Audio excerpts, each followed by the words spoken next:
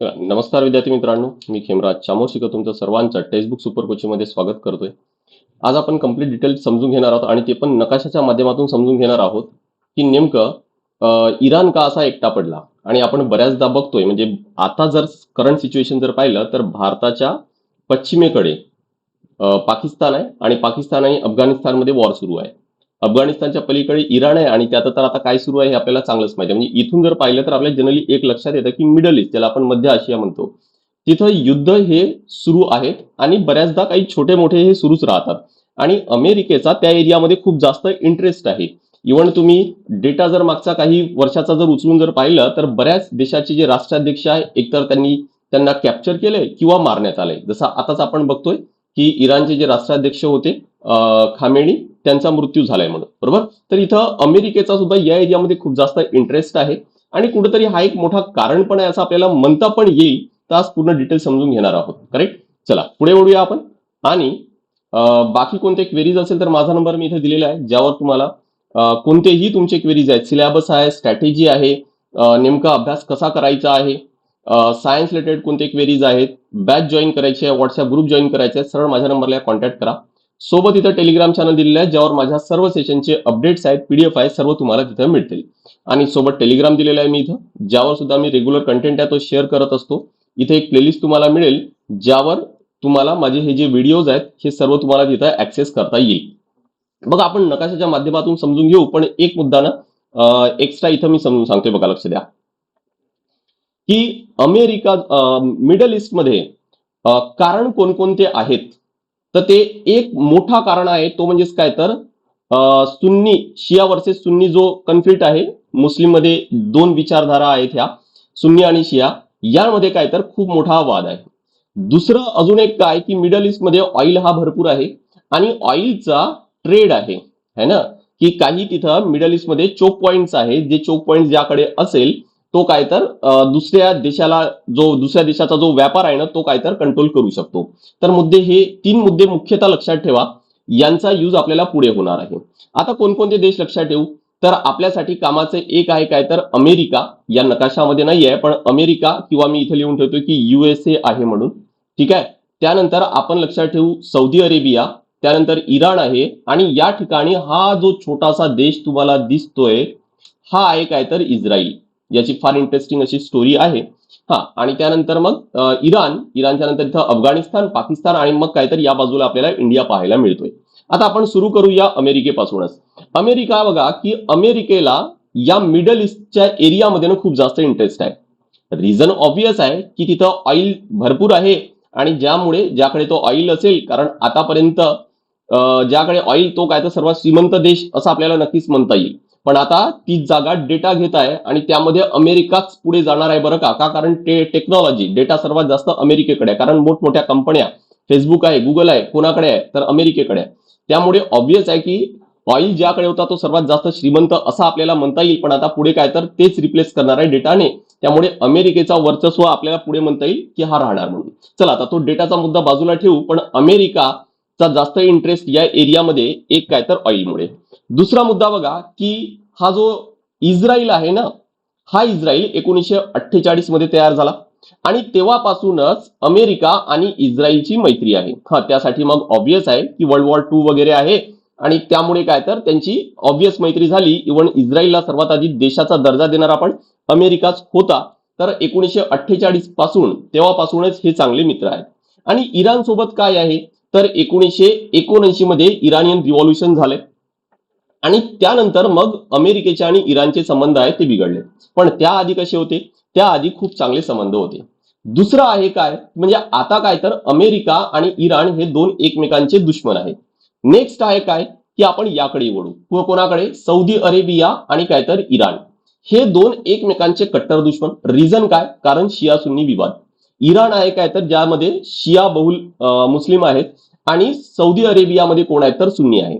आणि अख्ख्या जगामध्ये मुस्लिम मध्ये हा थोडासा विवाद आहे. अजून बाकीचे पण काही विचारधारा आहेत, पण यांमध्ये या दोघांमध्ये सर्वात जास्त आहे. दुसरा अजून काही प्रॉब्लेम आहेत, ते म्हणजेच काय की बघा, सौदीच्या खाली येमेन आहे, आणि येमेन मध्ये एक मिलिटरी संघटना आहे ज्याला हौतीज म्हणतात. तर हा इराण काय करतो, या येमेन मध्ये असणारे जे हौतीज आहेत त्यांना सपोर्ट करतो, कारण ते हौती या सौदी अरेबियाच्या विरुद्ध आहेत. म्हणजे ऑब्वियस आहे, परत एक कारण मिळाला की सौदी अरेबिया आणि इराणमध्ये दुश्मनी वाढण्यासाठी. तर हा एक इक्वेशन आहे सौदी अरेबिया आणि इराणचा, तो एक लक्षात ठेवा. दुसरा बघा की हा अजून एक सांगतोय तुम्हाला की हा जो एरिया आहे याला पर्शियन गल्फ म्हणतात.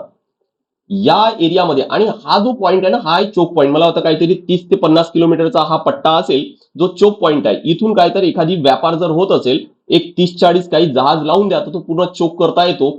आणि तो जो आहे ना, त्यावर एक तर इराण पण ट्राय करतोय आणि इतर जे यातले जे देश आहेत ते पण काहीतरी प्रयत्न करतायत. तर हा जो पर्शियन गल्फ आहे, जो सौदी अरेबिया आणि इराणच्या मध्ये आहे, तो एक कारण आहे या दोघांमध्ये दुश्मनी. म्हणजे इराण आणि सौदी अरेबिया या दोघांमध्ये दुश्मनी असण्यामागे 2-3 आपल्याला कारण मिळत आहेत. कोणकोणते कारण? एक आहे सुन्नी आणि शिया, दुसरं तुम्हाला म्हटलं मी की पर्शियन गल्फ, आणि तिसरा हे म्हटलं की येमेन मध्ये आहे काय तर मिलिटरी संघटना आहे कोणती, तर हौतीज आहे. तर हा एक इक्वेशन तुमच्या लक्षात आलं असेल. आता बघा की या अमेरिकेला या दोघांपैकी एकाला निवडायचंय. तर ऑब्वियस आहे की अमेरिका कोणाला निवडत आहे, तर अमेरिकाने निवडलं कोणाला, तर सौदी अरेबियाला निवडलं. कारण काय? जसं मी तुम्हाला आधी थोड्या वेळ सांगितलं की इराणला अपोज करायचे, म्हणून काय तर त्याला ऑब्वियस आहे की सौदी अरेबिया सोबत, कारण दुश्मन का दुश्मन तर दोस्त होतो. त्यामुळे अमेरिकेने काय तर सौदी अरेबियाला निवडलं एक मित्र देश म्हणून, आणि त्यांची मैत्री ही खूप चांगली आहे. आता इराणला अपोज करण्यामागे कारण काय, तर तुम्हाला थोडासा इराणियन रिव्हॉल्युशन आहे ना, तो भाग अभ्यास करावा लागेल. थोडक्यात मी इथं सांगतोय की त्यावेळेस काहीतरी इथं सत्ता पालट झाली आणि डेमोक्रेसी नाही इराणमध्ये, त्यासोबतच तिथं स्त्रियांना पाहिजे तसे अधिकार नाही. त्यामुळे अमेरिकेला काहीतरी कारण मिळाला की इराणला अपोज करण्यासाठी. त्याआधी त्यांचे संबंध हे खूप चांगले होते. त्यामुळे दुश्मन का दुश्मन दोस्त होतो. त्यामुळे अमेरिकेचा दोस्त कोण बनला, तर सौदी अरेबिया झाला. दुसरं अजून एक लक्षात ठेवा की आता हा पण तुमच्या इक्वेशन लक्षात आला असेल. आता येऊ आपण काय तर हा इस्रायल आणि इराण, मेन मुद्दा तर हा आहे, आणि आता युद्ध पण तर यासाठी सुरू आहे.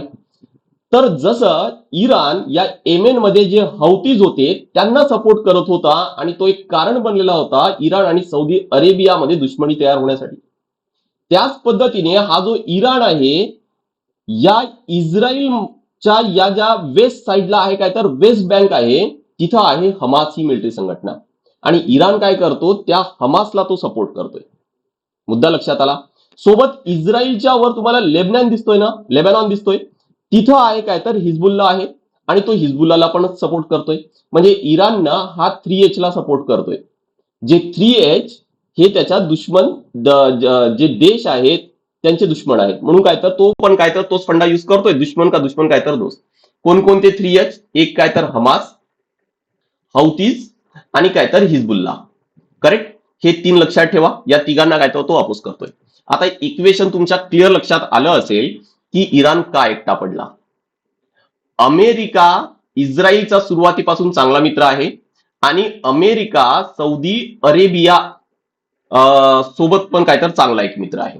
आणि इराणने काय केलं, ऑलमोस्ट त्या एरियामध्ये असणारे जे मेन देश आहेत त्यांसोबत दुश्मनी केलेली आहे. आता अजून काही मुद्दे सांगतोय की आता बघा की इराण तर एकटा पडला. इराणला ऑब्वियस आहे की जर मजबूत व्हायचं आहे, मिलिटरी जर चांगलं व्हायचं आहे, तर इराणकडे न्यूक्लिअर वेपन असणं ऑब्वियस आहे की त्या जागी दुसरं कोणी असतं तरी पण त्याला वाटलं असतं. पण मग इराणने काय केलं, आता इराणने स्वतःचा न्यूक्लिअर प्रोग्राम आहे तो सुरू केला.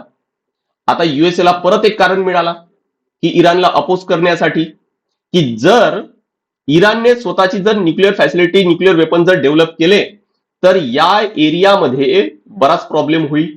कारण त्या एरियामध्ये जर आपण पाहिलं, म्हणजे भारत पाकिस्तान सोडून द्या, जर आपण त्याच्या या बाजूला जर पाहिलं तर इस्रायल सोडून इतर कोणाकडे नाहीये. मग होणार काय की हा अमेरिकेला अजून एक कारण मिळाला की इराणला अपोज करण्यासाठी. आणि अमेरिकेने काय केलं आता की हे जे मित्र जे देश आहेत, कोणकोणते मित्र देश आहेत, जसं फॉर एक्झाम्पल इराणच्या जवळ इराणला जर काउंटर करायचंय तर सौदी अरेबिया आहे, इथं कतार आहे, युएई आहे ना, परत इथं कुवेत आहे, बहरेन आहे. इथं काय तर यांनी अमेरिकेने आपले मिलिटरी बेस तयार केले. आता ही सिच्युएशन ना दोघांसाठी पण विन विन सिच्युएशन आहे. का? कारण अमेरिकेला इराणला कंट्रोल करायचा आहे, तो तर इथून होईल. पण या देशांसाठी काय आहे की अमेरिका यांना म्हणू शकतो की आम्ही तुम्हाला संरक्षण देतो, इराण पासून तुम्हाला काही धोका राहणार नाहीये, आणि म्हणून काहीतरी ही कंडिशन दोघांसाठी पण सिच्युएशन काहीतरी विन विन बनता येईल. आता ज्यावेळेस युद्ध झालं, अमेरिका आणि इस्रायल या दोघांनी मिळून इराणवर अटॅक केला. इराण ऑब्वियस आहे की अमेरिकावर जाऊन तर अटॅक करू शकत नव्हता, कारण तो फार दूरचा आहे. कदाचित काही मिसाईल्स असतील, ते इस्रायल पर्यंत कदाचित पोहोचू शकत असतील. पण मग इराणने काय केलं? इराणने इथं जे असणारे जे मिलिटरी बेसेस आहेत त्यांवर अटॅक केला. रिसेंटलीच मी एक शॉर्ट्स पण टाकलंय की जे सर्वात मोठी ऑइल कंपनी होती, आय गेस अरामको वगैरे समथिंग काहीतरी, सौदी अरामको वगैरे, त्यावर इराणने काहीतरी अटॅक केला, तिचे टँकर वगैरे फोडलेत म्हणून. बरोबर. तर हा असा काहीतरी मुद्दा आहे. आय होप की तुम्हाला हे चांगलं आता लक्षात आलं असेल. काही ज्या मॅप मधील लोकेशन आहेत, काही इम्पॉर्टंट प्लेसेस आहेत, ते चांगले लक्षात ठेवा. हा जो मॅप आहे ना, हा चांगलं लक्षात ठेवा. सोबत हा इथं पर्शियन गल्फ आहे, आणि हा जो आहे ना, याला स्ट्रेट ऑफ हॉर्मुझ म्हणतात. तो एक मुद्दा चांगला लक्षात ठेवा, कारण हे न्यूज मध्ये आहे, तर हाय चान्सेस आहेत की एक्झाम मध्ये पण विचारण्याचे. चला, आय होप की क्लिअर झालं असणार. बाकी मी माझा नंबर इथे दिलेला आहे, ज्यावर तुम्हाला कोणतेही क्वेरीज आहेत तर डायरेक्ट कॉन्टॅक्ट करता येईल. मग ते सिलेबस असेल, स्ट्रॅटेजी असेल, सायन्स असेल, किंवा बॅच जॉईन करायची किंवा व्हॉट्सअप ग्रुप जॉईन करायचा, डायरेक्ट या नंबरला कॉन्टॅक्ट करा. सोबत गुगल फॉर्म पण दिलेला या फाईलमध्ये, तिथं मग तुम्हाला ते ऍक्सेस करता येईल, म्हणजे बॅचची माहिती आहे तिथून पण मिळवता येईल. पण बेटर आहे माझा नंबर दिलेला आहे, त्यावर डायरेक्ट कॉन्टॅक्ट केलं तरी पण चालेल. काय ना, आपण डायरेक्ट कॉलवर किंवा व्हॉट्सअप मेसेजवर मी तुम्हाला पूर्ण माहिती देऊ शकतो. त्यासोबतच कोणतेही ऑनलाईन फ्रॉड वगैरे ते पण शक्यता तिथं राहणार नाहीये. बॅच जॉईन करायची असेल तर मग आपल्याकडे बॅच आहे, यशोदय 3.0 बॅच आहे, जी आपली बेसिक पासून ज्यामध्ये आपण कव्हर करू, म्हणजे एनसीआरटी पासून आन्सर रायटिंग पर्यंत सर्व इथं कव्हर होईल. सोबत आपले सर्व क्लासेस लाईव्ह क्लासेस होतात आणि अनलिमिटेड रेकॉर्डेड सेशन्स असतात. लाईफ टाईम साठी आपल्याकडे ही बॅच असणार आहे, म्हणजे तुमचं सिलेक्शन होतपर्यंत जे पण क्लासेस होतील सर्व तुम्हाला ऍक्सेस करता येईल.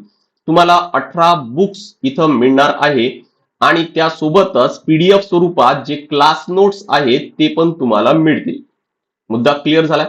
भरपूर डिस्काउंट मिळेल, आणि नो कॉस्ट ईएमआय सुद्धा आहे, म्हणजे ईएमआय इन्स्टॉलमेंट मध्ये सुद्धा तुम्हाला फीस भरता येईल. माझा जो नंबर आहे स्क्रीनवर, त्यावर डायरेक्ट कॉन्टॅक्ट करा.